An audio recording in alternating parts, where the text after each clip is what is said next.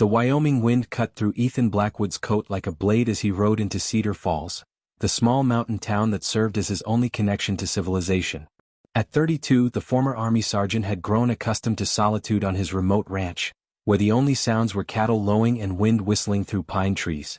The war in Afghanistan had left him with scars both visible and hidden, and he'd found peace in the predictable rhythm of ranch life.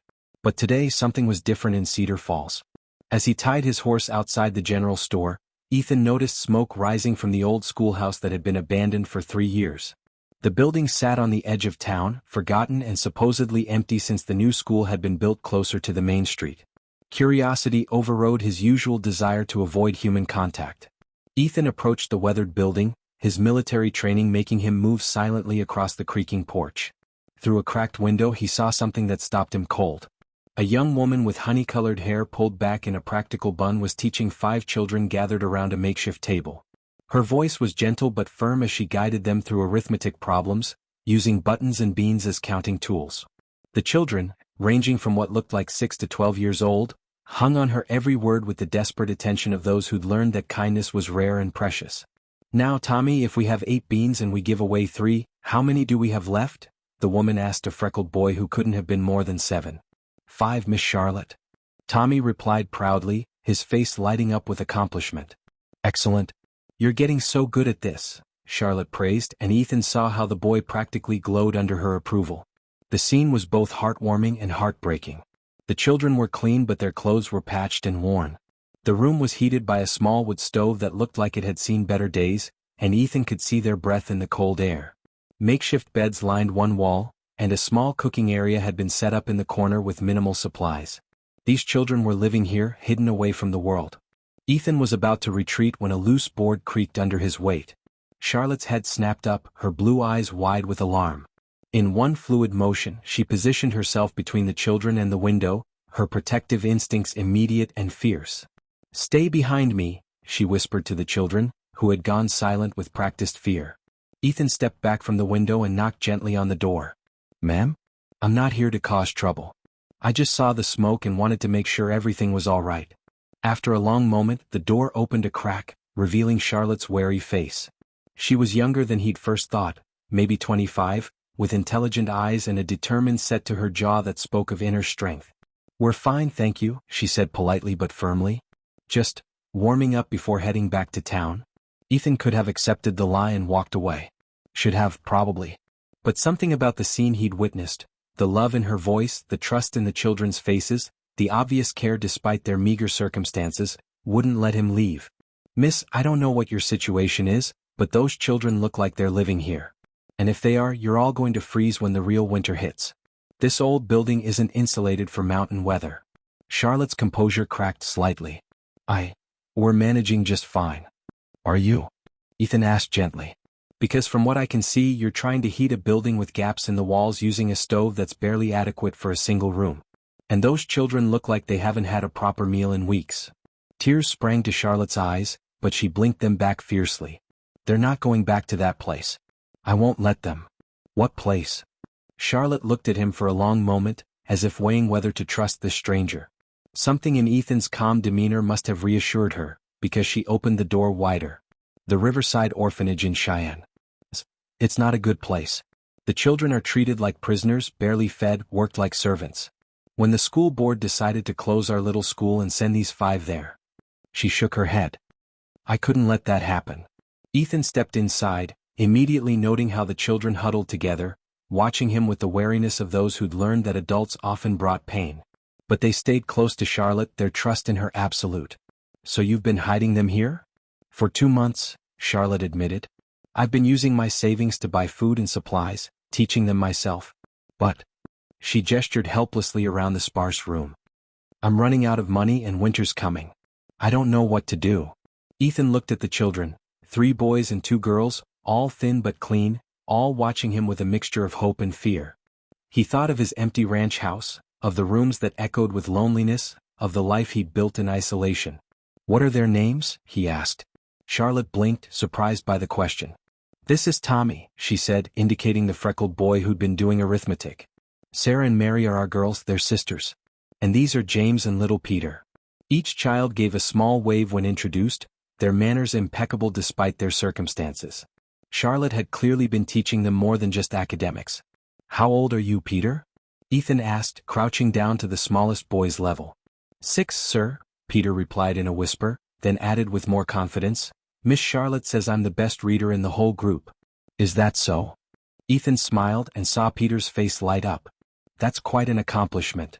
As Ethan talked with each child, he saw what Charlotte had seen, not burdens or problems to be solved, but individual souls deserving of love and protection.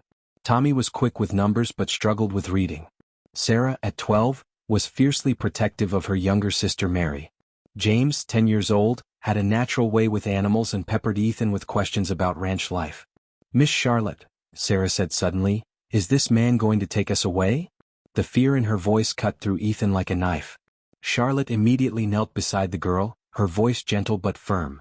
"No one is taking you anywhere you don't want to go. I promised you that, remember?" But Ethan could see the doubt in Charlotte's eyes, the knowledge that her resources were nearly exhausted and winter was approaching fast. She was fighting a battle she couldn't win alone. That's when Ethan made a decision that surprised even him. "Miss Charlotte," he said quietly, "could I speak with you outside for a moment?"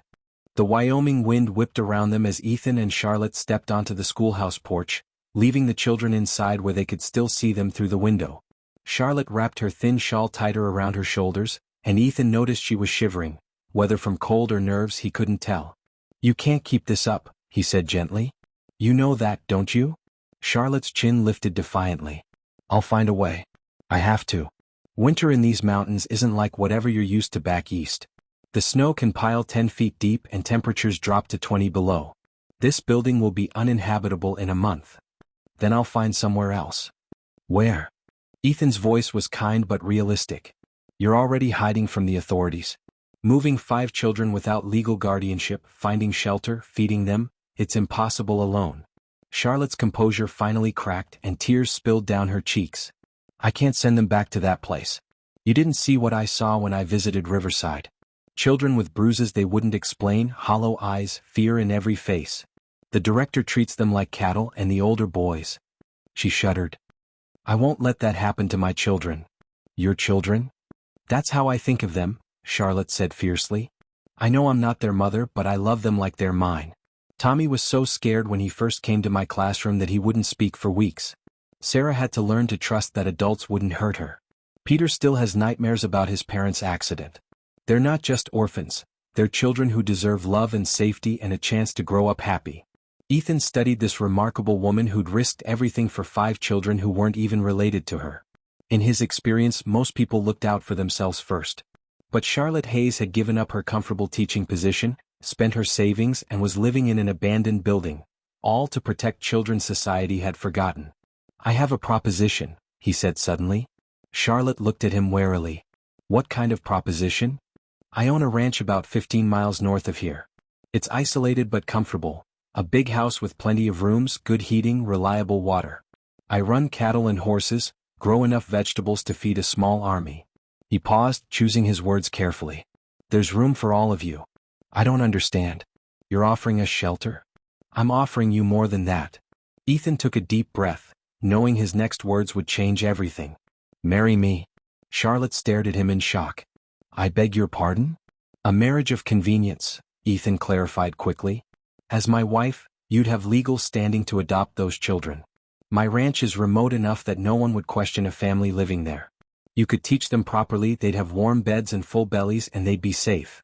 "But you don't even know me," Charlotte protested. "We met an hour ago." "I know enough," Ethan said firmly. "I know you're brave enough to risk everything for children who need you.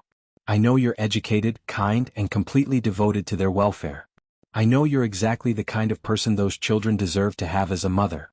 Charlotte was quiet for a long moment, processing his words. "What would you get out of this arrangement?" Ethan considered the question honestly. "A purpose, I suppose. I've been living alone on that ranch for 3 years, just going through the motions. Maybe it's time I had a reason to come home at night besides habit." "And the children?" "You'd really be willing to take on 5 orphans." "I'd be willing to take on a family," Ethan corrected. "There's a difference."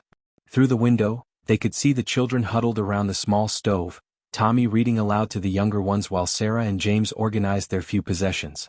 The scene was both touching and heartbreaking. Children trying to create normalcy in impossible circumstances. They've been through so much, Charlotte said softly. They need stability, security. They need to know they're wanted. Then let's give them that, Ethan said. Let's give them a home. Charlotte turned to study his face, searching for any sign of deception or ulterior motive. What she saw was sincerity, determination, and something that might have been loneliness. Why? She asked finally. Why would you do this for strangers? Ethan was quiet for a moment, his gaze distant. I spent 2 tours in Afghanistan watching children suffer because adults failed them. I swore when I came home that if I ever had the chance to make a difference for a child, I'd take it. He met her eyes.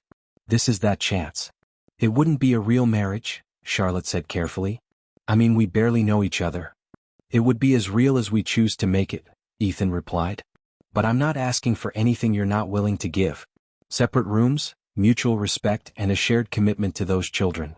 Everything else, we'll figure out as we go. Charlotte looked through the window again at the children who'd become her world. Tommy was coughing, a dry hack that had been getting worse in the cold, damp building. Mary was trying to mend a tear in her only dress with thread that was too thick for the delicate fabric.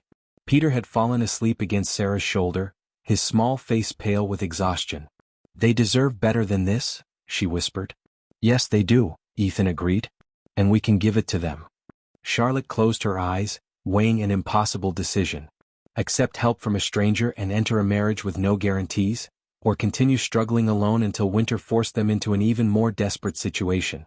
When she opened her eyes, her decision was clear. If we do this, she said slowly, the children come first. Always. Their safety, their happiness, their future. That's what matters. Agreed, Ethan said immediately. And if it doesn't work out, if they're not happy or safe, I reserve the right to take them and leave. You'll never need to, Ethan said with quiet confidence. But yes, agreed. Charlotte took a deep breath, knowing she was about to change not just her life, but the lives of 5 children who trusted her completely. Then yes, she said. I'll marry you. 3 days later, Charlotte stood in the parlor of Ethan's ranch house, marveling at the transformation in the children's faces. For the first time in months, they looked like children instead of refugees, clean, warm, and fed. The house was everything Ethan had promised. Spacious, comfortable, and isolated enough to provide the safety they desperately needed. Tommy was sprawled on a thick rug in front of the massive stone fireplace, reading aloud to Peter from a book about cowboys. His persistent cough had already improved in the warm, dry air. Sarah and Mary were in the kitchen with Charlotte, learning to bake bread in the large cast-iron oven, while James had attached himself to Ethan like a shadow, fascinated by every aspect of ranch life.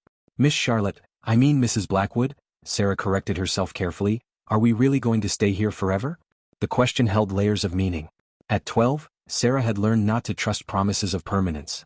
She'd been disappointed too many times to believe easily in happy endings.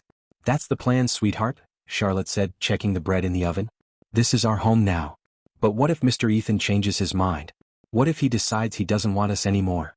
Charlotte's heart ached for the fear in Sarah's voice. She knelt down to the girl's level, taking her flour-dusted hands in her own. Sarah, do you remember what I told you when we first left the school? That I would never let anyone hurt you or send you somewhere you didn't want to go. Sarah nodded solemnly. That promise still stands. Mr. Ethan, your new papa, he's a good man. But even if something happened, even if everything changed, I would still protect you. All of you. That's what families do. Are we really a family now? Little Mary asked, her voice barely above a whisper. Yes, sweetheart. We're really a family. The simple ceremony had taken place the morning after Ethan's proposal, with only the local judge and his wife as witnesses. Charlotte had worn her best dress, a simple blue wool that had seen better days, and Ethan had cleaned up in a white shirt and dark jacket. The children had stood beside them, wide-eyed and hopeful, as they exchanged vows that were more promise than passion. But in the 3 days since, something remarkable had begun to happen.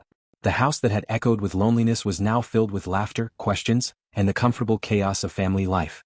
Ethan had thrown himself into the role of father with surprising natural ability, patient with endless questions and gentle with fears both spoken and unspoken.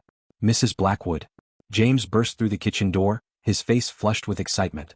Papa, Ethan says I can help him fix the fence tomorrow, and he's going to teach me to ride thunder. Charlotte smiled at the boy's enthusiasm. James had been the most withdrawn of the children when she'd first found them, traumatized by witnessing his parents' death in a wagon accident. But Ethan's quiet strength and genuine interest in the boy's thoughts had begun to draw him out of his shell. That sounds wonderful, James. But remember to be careful and listen to everything Papa Ethan tells you. I will. He says I'm a natural with horses just like my papa was. James's face glowed with pride at the comparison to his deceased father. Through the window, Charlotte could see Ethan in the corral with his horses, moving with the easy confidence of a man completely at home in his environment. He'd been a revelation over the past few days, patient, kind, and surprisingly good with children despite his claims of inexperience. That evening, as they gathered around the large dining table for supper, Charlotte marveled at how quickly they'd fallen into the rhythms of family life. Ethan sat at the head of the table, carving the roast he'd prepared, while the children chattered about their day's adventures. Papa Ethan, Tommy said, his mouth full of potatoes, can you teach me to shoot like a real cowboy? Finish chewing first, son, Ethan said mildly. And yes, when you're a little older I'll teach you to handle a rifle safely. But shooting isn't about being a cowboy, it's about protecting what matters to you. Like protecting our family? Peter asked, his 6-year-old logic cutting straight to the heart of things. Exactly like that, Ethan confirmed, and Charlotte saw something warm and protective flash in his eyes. After supper, as had become their custom, they gathered in the living room for story time. Charlotte read while the children curled up on the thick rugs and comfortable chairs, and Ethan sat nearby, ostensibly reading his own book but actually watching his new family with quiet satisfaction. Mama Charlotte, Mary said sleepily, using the name that had evolved naturally over the past few days, will you sing the lullaby? Charlotte's voice was soft and sweet as she sang the gentle melody she'd learned from her own mother, and one by one the children's eyes grew heavy. Ethan found himself listening not just to the words, but to the love in Charlotte's voice, the way she made each child feel cherished and safe. When the last child had been tucked into bed, a process that involved multiple glasses of water, extra blankets, and reassurances that everyone would still be there in the morning, Charlotte and Ethan found themselves alone in the living room for the first time since their wedding. They're settling in well, Ethan observed, poking at the fire to send sparks dancing up the chimney. Better than I dared hope, Charlotte agreed. You're wonderful with them, Ethan. They already adore you. The feeling is mutual, Ethan said simply. I never realized how quiet this place was until it was filled with their voices. Charlotte studied his profile in the firelight, noting the way his expression had softened over the past few days. The stern, solitary man she'd first met was still there, but he was gentler now, more open. Do you regret it? She asked quietly. Taking on so much responsibility so suddenly? Ethan turned to look at her, his green eyes serious. Do you regret trusting a stranger with the children you love? No, Charlotte said without hesitation. You've been everything you promised and more. Then we're even, Ethan said with a slight smile. Because I don't regret a single moment of the past 3 days. They sat in comfortable silence for a while, listening to the wind outside and the settling sounds of the house. It was Charlotte who finally spoke. Ethan, can I ask you something personal? We're married, he said with dry humor. I think personal questions are allowed. What happened to you in the war? You mentioned Afghanistan, but... She trailed off, not wanting to push too hard. Ethan was quiet for so long that Charlotte thought he wouldn't answer. When he finally spoke, his voice was low and distant. I lost my entire unit in an ambush outside Kandahar. I was the only survivor and for a long time I couldn't understand why. Why them and not me? Why was I the one who got to come home? He stared into the fire. I came back here thinking I didn't deserve happiness, didn't deserve a family. But watching you with those children, seeing how much love you have to give, maybe I was wrong. Charlotte felt tears prick her eyes at the pain in his voice. Without thinking, she reached over and covered his hand with hers. You deserve all the happiness in the world, Ethan Blackwood. And those children are lucky to have you as their father. Ethan looked down at their joined hands, then up at her face. We're going to make this work, aren't we? This family we're building? Yes, Charlotte said with quiet certainty. We are. 6 months later, Charlotte stood on the porch of their ranch house, watching Ethan teach James and Tommy how to rope cattle in the corral. The Wyoming spring had painted the mountains in shades of green and gold, and wildflowers dotted the meadows like scattered jewels. The harsh winter that had once seemed so threatening was now just a memory, survived together as a family. The transformation in all of them had been remarkable. The children had grown taller, stronger, and more confident. Sarah had blossomed into a natural leader, helping Charlotte with the younger ones and showing a remarkable aptitude for mathematics. Mary had discovered a love of gardening and spent hours tending the vegetable plot behind the house. Tommy's cough had disappeared entirely, and his quick mind had devoured every book in Ethan's surprisingly extensive library. But it was James who had changed the most. The withdrawn, traumatized boy had become Ethan's shadow, learning everything about ranch life with an enthusiasm that made both adults smile. And little Peter had appointed himself the family's official greeter, running to hug anyone who came within reach. Mama Charlotte. Peter called from the garden where he was helping Mary plant beans. Look how big the tomatoes are getting. Charlotte smiled and waved, her heart full as she watched her children, and they were truly hers now, legally and emotionally, thrive in their mountain home. The adoption papers had been finalized just last month, making their family official in the eyes of the law as well as their hearts. "You look happy," Ethan said, joining her on the porch after turning the roping lesson over to his ranch foreman Miguel. "I am happy," Charlotte replied, and realized it was completely true. "Happier than I ever thought possible." Ethan studied her profile, noting the way the mountain air had brought color to her cheeks and how her smile came easier now. The worried, desperate woman he'd first met had been replaced by someone confident and radiant. "Charlotte," he said carefully, "I need to tell you something." Something in his tone made her turn to face him fully. "What is it?" "I got a letter from the territorial governor yesterday. There's been some concern about the irregularities in our marriage and adoption. Someone's been asking questions." Charlotte felt her blood run cold. "What kind of questions?"